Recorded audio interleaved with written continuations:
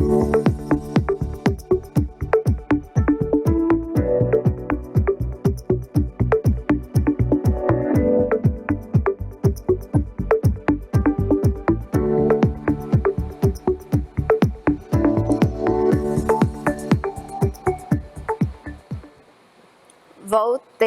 E você? Já voltou?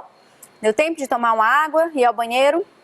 Vamos continuar então nossa aula dessa segunda-feira, ainda com reportagem, só que agora a gente vai trabalhar tema e depois planejamento para a produção. E eu quero dizer logo para vocês que quando a gente trabalha tema dentro da reportagem é um pouquinho mais complexo. Não é difícil, não é impossível, mas exige que a gente leia a reportagem na íntegra para a gente poder entender e conseguir retirar o tema dela. Às vezes o título já nos diz um pouco sobre o tema, a Lid também ajuda, mas nem sempre eles estão aí com força total para a gente descobrir o tema. Por isso que a gente tem que fazer a leitura, que vai nos ajudar, inclusive, na produção textual, tá bom? Então vamos lá. As habilidades dessa nossa segunda parte, do segundo momento da nossa aula, são identificar o tema de um texto e planejar com a ajuda do professor o texto a produzir, seja ele oral, escrito ou multissemiótico, considerando situação comunicativa, interlocutores, finalidade, circulação, suporte, linguagem, tema, organização e composição textual. Cansa essa habilidade, hein? Mas não é difícil não. É somente a habilidade que diz respeito à produção textual, que é uma atividade maravilhosa e que a gente está tentando mostrar para vocês como é bom produzir, como isso ajuda nosso desenvolvimento dentro da escola e fora dela também, tá bom? Então vamos lá, direto, pegando aí o nosso livro Apps, e eu vou dar 30 segundinhos para vocês pegarem o livro e abrirem na página 148. Agora a gente vai analisar da 148 a 151 dentro do livrinho de vocês. Vocês podem acompanhar pela telinha ou podem acompanhar mesmo aí na mãozinha de vocês com o livro, tá bom? Que vocês receberam no início do ano, para a gente ler essa reportagem maravilhosa que a gente vai ler agora, que está no livro de vocês, beleza? Então, acredito que durante a minha fala, todo mundo já está com o livro na mão e vamos iniciar. Ele começa logo com para iniciar, que é uma das etapas do nosso livro, quando a gente começa uma unidade. Há muitas maneiras de você encontrar informações sobre assuntos de seu interesse, também de saber o que acontece em sua cidade ou no mundo. Hoje em dia, essas informações são veiculadas não apenas em revistas ou jornais impressos, como era antigamente, mas também nos meios digitais, como a internet. Você vai ler uma reportagem de uma revista que também é publicada nos meios digitais. Essa reportagem trata do modo de vida de um grupo de pessoas. Quem serão essas pessoas? Onde moram? Quem fez esse relato? Leiam juntos essa reportagem para descobrir. Vamos ler essa reportagem juntinhos? Olha, eu quero que vocês prestem muita atenção, acompanhando pelo livro ou pela telinha, ouvindo a minha voz, lendo junto comigo, porque essa reportagem é maravilhosa, tá?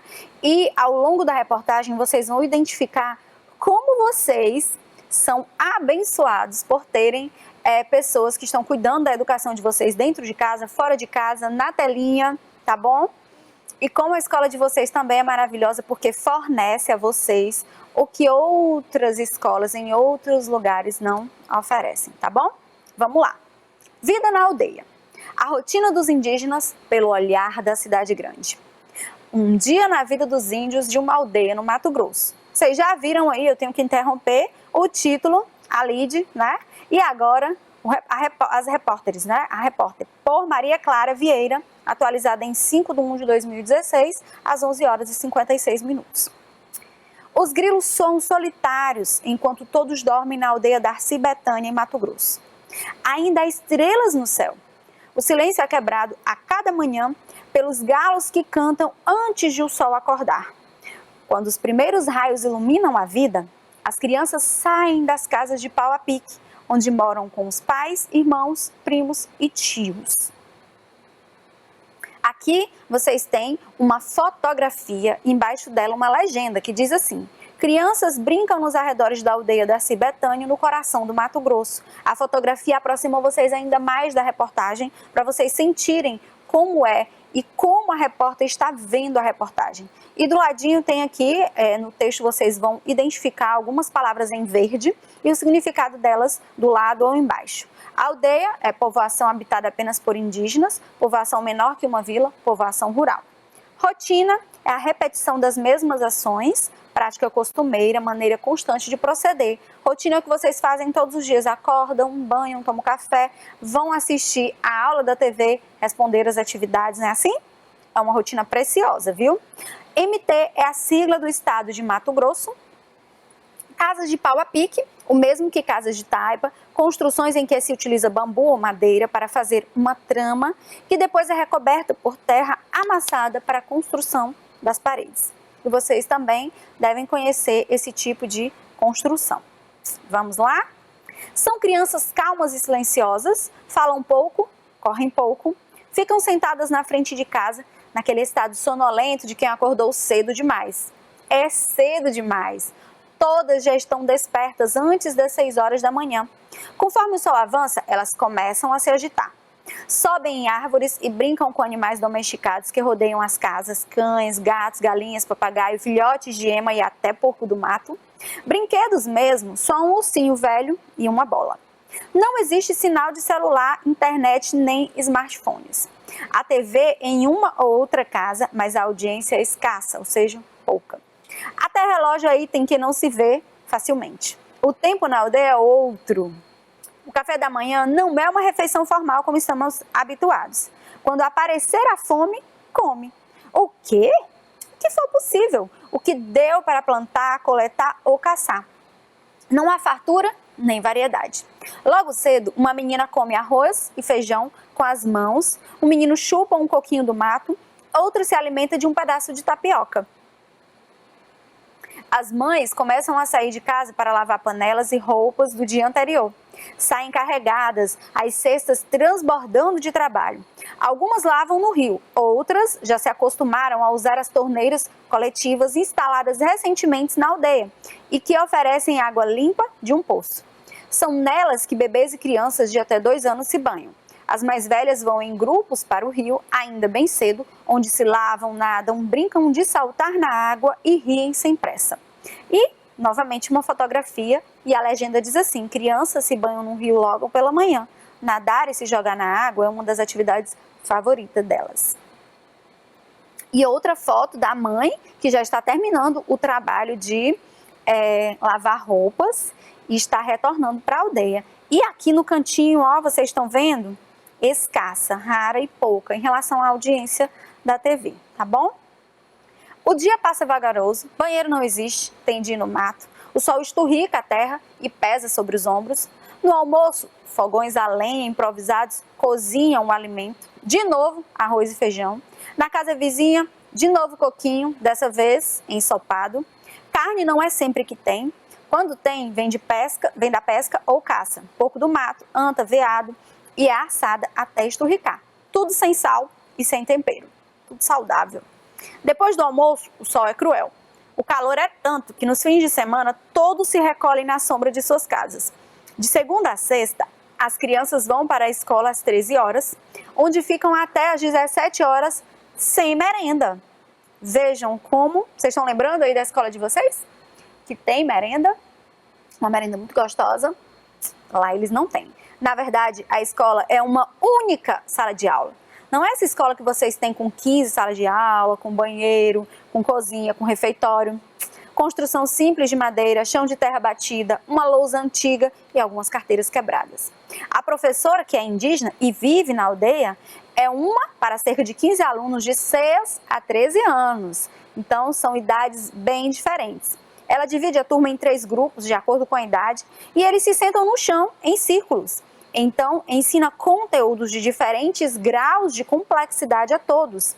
Eles aprendem matemática, português, história, geografia e a língua nativa, do tronco linguístico macro G. Enquanto a tarde cai, as mulheres preparam farinha de mandioca em grandes tachos. É a matéria-prima da tapioca que será servida no dia seguinte. Os homens caçam e cultivam a roça. quando não vão para a cidade fazer trabalhos temporários, como de empacotador em mercado. No que o céu se tinge de azul profundo, é possível ver as estrelas. Iluminação elétrica é escassa, apenas uma lâmpada por casa. O jantar é o mesmo do almoço ou o que sobrou dele. Às 20 horas, todos estão cansados. É o momento de dormir. As famílias se recolhem em suas casas e dormem em redes ou colchões sobre o chão da terra. No silêncio da noite, bebês não choram. Essa reportagem ainda é longa, vocês estão vendo aqui, ó, que quando aparece esse colchetes com 3 pontinhos, porque ainda tem coisa que foi suprimida. Ela é enorme, a reportagem é sempre longa. Esturrica significa seca demais, queimada. Está disponível na revista Crescer. E temos uma última fotografia com a legenda Tecla, 62 anos, ao lado da neta Mime, 2, prepara farinha de mandioca no entardecer. O alimento é a base da dieta indígena. Tá? Então, gostaram dessa reportagem? Leram mesmo junto comigo? Ouviram tudo que eu li? Uma reportagem maravilhosa. E agora a gente vai fazer a interpretação desse texto, dessa reportagem. A primeira questão aí que tá para vocês diz assim: juntos, observem algumas partes destacadas na reportagem. E vocês observem aqui, ó, vida na aldeia, a rotina dos indígenas pelo olhar da cidade grande, número 1. Será que é isso? Será que é nosso título, nosso corpo de texto, nossa lead? O que você acha aí de casa? E aqui o 2, um dia na vida dos índios de uma aldeia no Mato Grosso. O que será que é isso aqui, hein? Por Maria Clara Viana, aqui a gente tem a data também, número 3. Aqui embaixo a gente também tem uma legendazinha, né? 4 e outro nome aqui pequenininho, 5. Vamos ver o que é isso? A primeira questão é só para observar e pensar. E a segunda? Complete os quadros, transcrevendo o que corresponde a cada uma das partes. Vejam que aqui nessa questão, ele já disse os elementos e você vai ter que colocar esses elementos em cada espaço.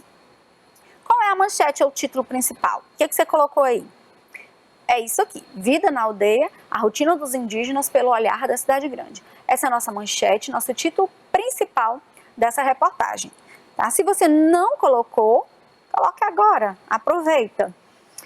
Data da publicação, 5/1/2016. E vejam, lembrem, olhem no livro de vocês que tem até a hora que ela foi atualizada, tá?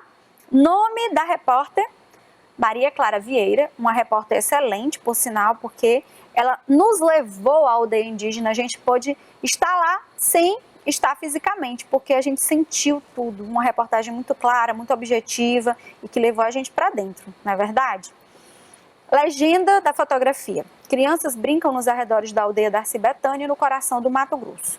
E, enfim, o nome do fotógrafo, que também é muito especial, o Lalo de Almeida, tá? Esses são os elementos dessa reportagem. Eu espero que vocês tenham conseguido, observando, detectar todos esses elementos e dizer o nome direitinho antes de chegar a essa questão, beleza? Porque agora nós vamos partir para o nosso momento de atividade. Essa reportagem tem também um título, se vocês localizaram, uma lead e o corpo do texto. Ela não está completa, mas eu vou ler aqui para vocês. Um lugar especial na cidade, a Floresta Cultural. No Parque Três Meninos, uma área que estava abandonada e cheia de lixo se tornou um espaço para curtir e cultivar a natureza. Sorocaba esconde lugares lindos e desconhecidos da população em geral, até mesmo no próprio bairro.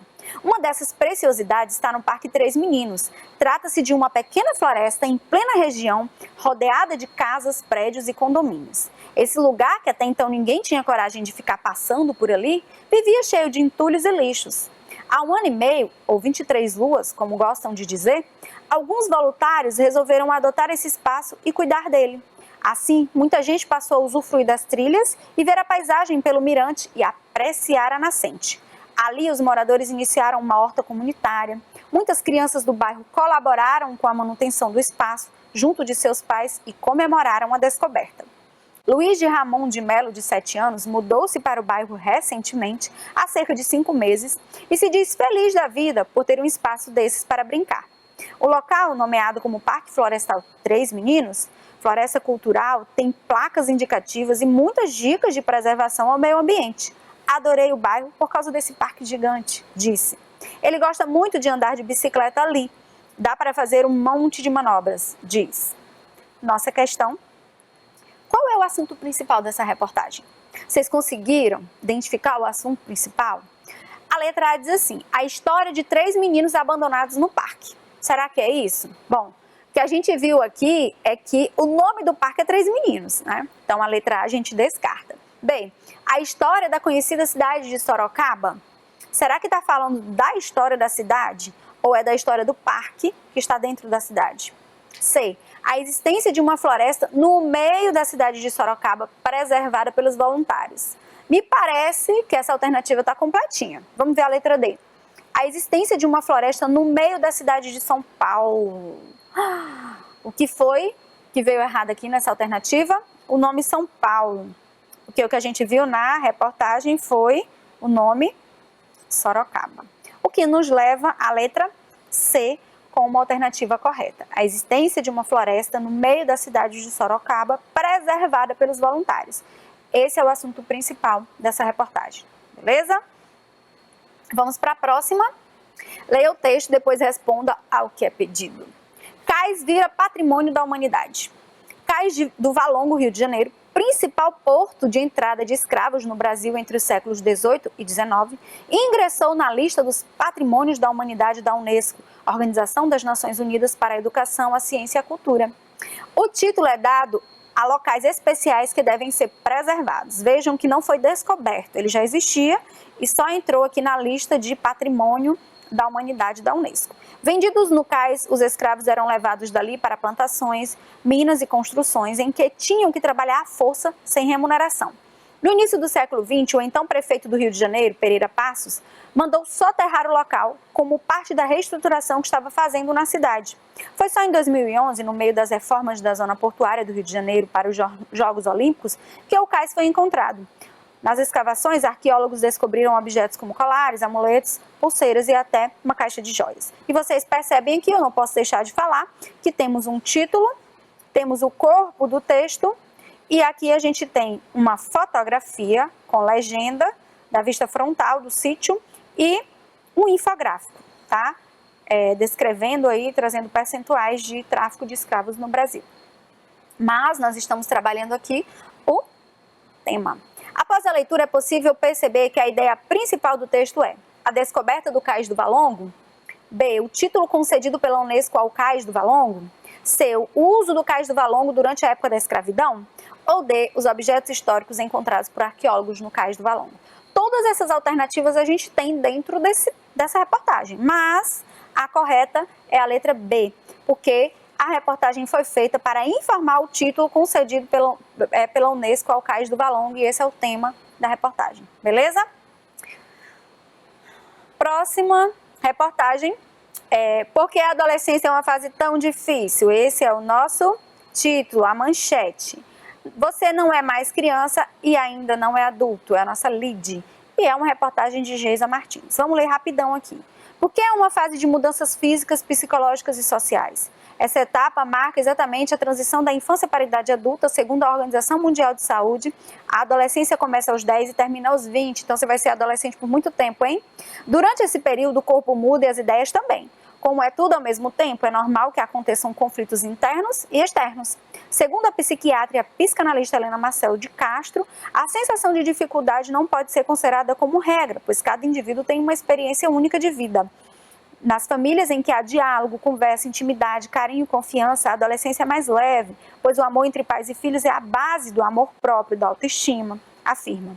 Além disso, vale lembrar que as pessoas de classes sociais mais baixas podem ter problemas de adulto nessa fase que se sobrepõem a questões da adolescência. Então, ela está mostrando aí pra gente características da adolescência, tá? Não confunda. Então, a nossa pergunta é: qual o tema da reportagem? Por que a adolescência é uma fase tão difícil? A, dificuldades da adolescência. B, fases de mudança da adolescência. C, ser criança e adulto ao mesmo tempo. Ou D, a adolescência e suas características. O que vocês acham? A nossa resposta correta é a letra D. Eu comentei no finalzinho da reportagem que eu li e não está completa, que é só um pedacinho.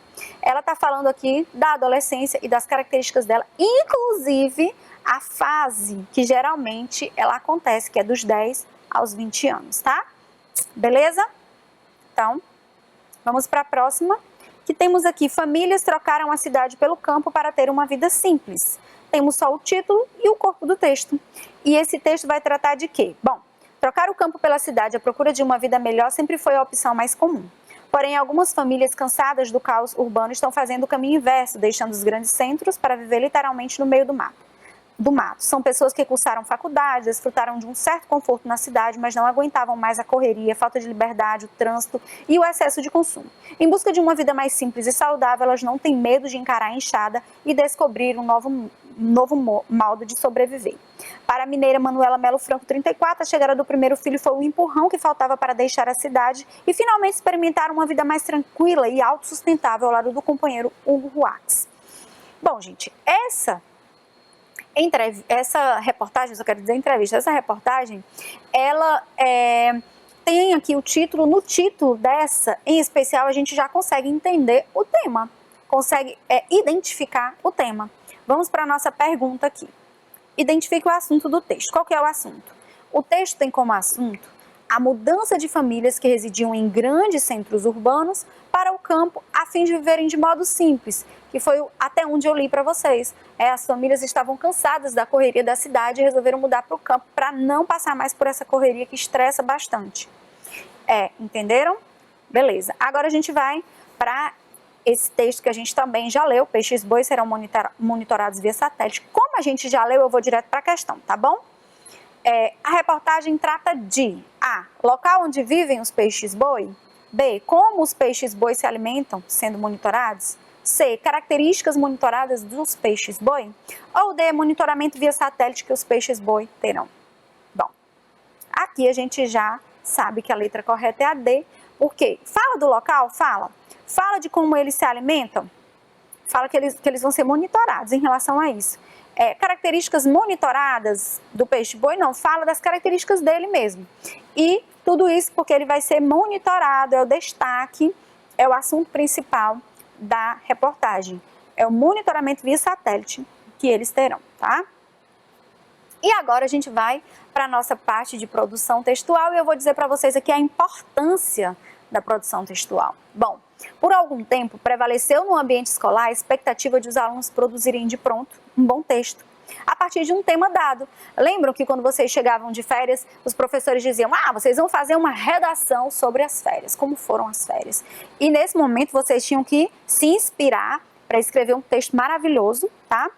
E essa pressupunha a ideia de uma produção de texto com mera inspiração. Mas, assim como ocorre com a leitura, produzir um texto exige o desenvolvimento de habilidades específicas. Você tem que ter conhecimento das técnicas para produzir um bom texto. Além da inspiração, tem um conhecimento das técnicas e muita leitura para você poder escrever bem. Produzir um texto é também uma atividade de leitura, como eu acabei de dizer.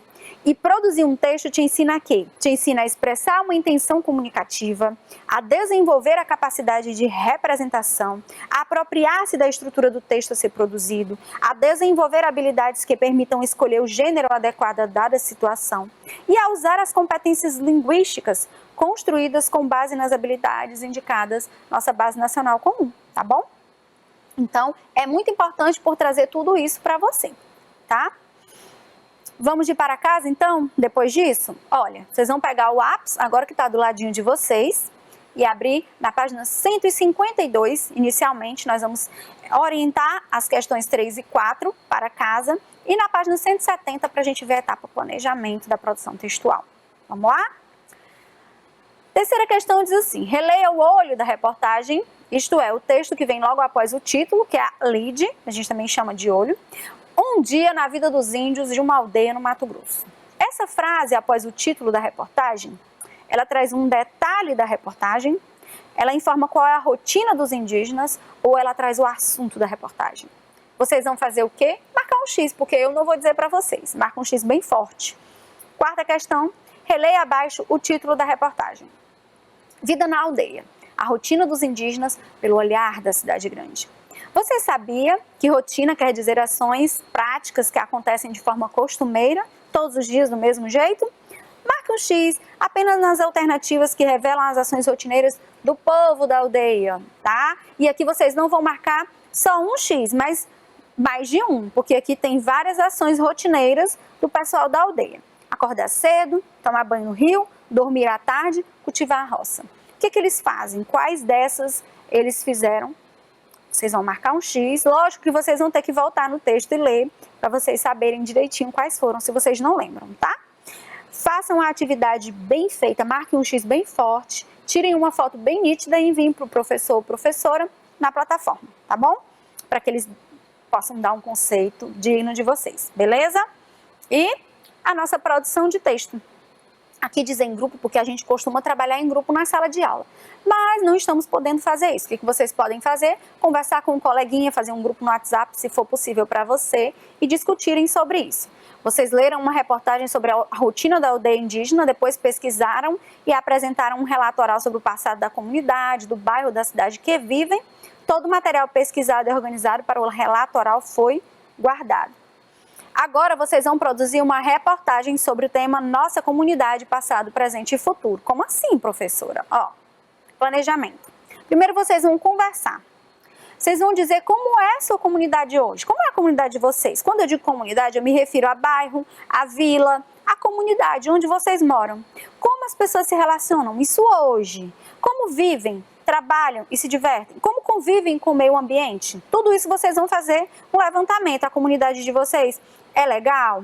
É perigosa? Vocês podem sentar na porta e conversar? Vocês vão à pracinha? A pracinha tem árvores? É arborizada? Imaginem o futuro. Como vocês gostariam que a comunidade de vocês fosse? Da mesma forma que é agora ou diferente? Como deveria ser a convivência entre os habitantes? Pacífica, legal, de irmandade? E a relação com o meio ambiente? Plantar árvores? Preservar as que já tem? Cada grupo, cada pessoa, nesse caso, ficará responsável pela elaboração de uma reportagem dividida em 3 partes. Passado, presente e futuro. Vai ter uma manchete, vai ter a lead e vai ter os intertítulos. Olha só, o passado, o presente e o futuro. Vocês vão dizer como era, para isso vão pesquisar com os pais, com os vizinhos mais antigos, como é, isso é com vocês e como vocês gostariam que fosse no futuro para os filhos de vocês. Essa reportagem será exposta em um mural digital, mural de internet, como foi feita com a outra produção e publicada talvez em um jornal da comunidade, quem sabe. E aqui, talvez publicada aqui, a gente pode trazer e publicar e você vai ficar super orgulhoso se a sua reportagem foi escolhida para ser publicada aqui, beleza? E agora eu me despeço de vocês, tá, gente?